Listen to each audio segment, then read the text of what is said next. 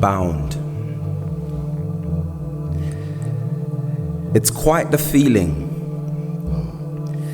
walking on a tour, listening to your history of beads being shared with you. You smile, nodding your head towards the guide who has done you no harm. Your eyes roam spaces your body feels estranged to, but enthralled for more information.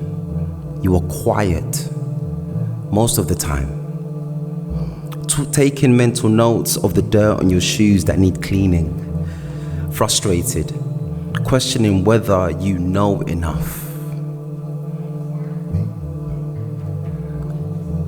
Once, a man interrupted my meal.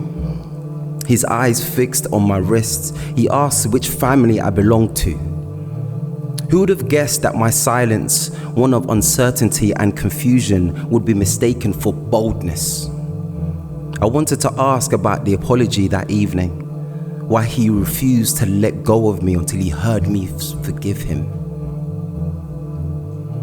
When I am home, I am all the Afro-European cliches. The foreigner who has returned, wearing things to show my connection, my bare feet on red sand, packing gifts to take home to loved ones until home asks why I wear what I wear. And whether the heft of my son's chain on my neck is for decorative purposes only.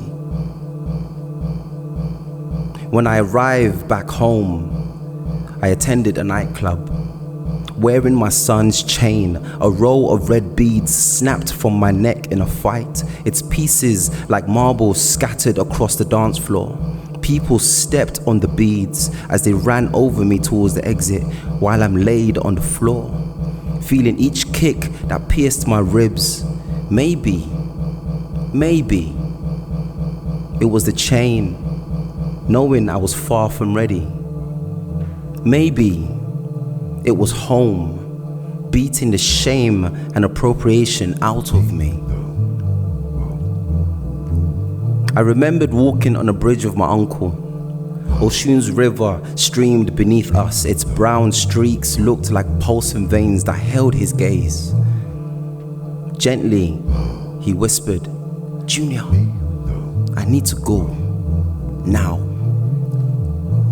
He rubbed his white beads into his skin. Beads passed down from his grandmother to him. I asked what was wrong. He told me how the river was calling him. I watched him, his eyes widening with each breath.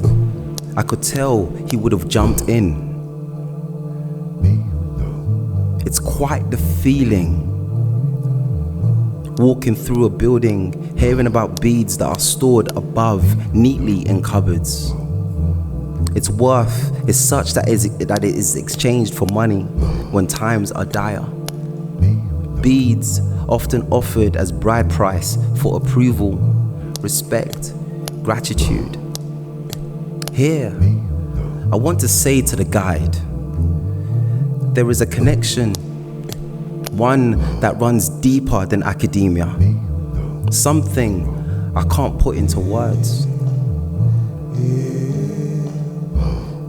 I want to take it all back, run back home. But for what purpose? Only for home to turn to me while staring at such value and asking whether I know what I am holding.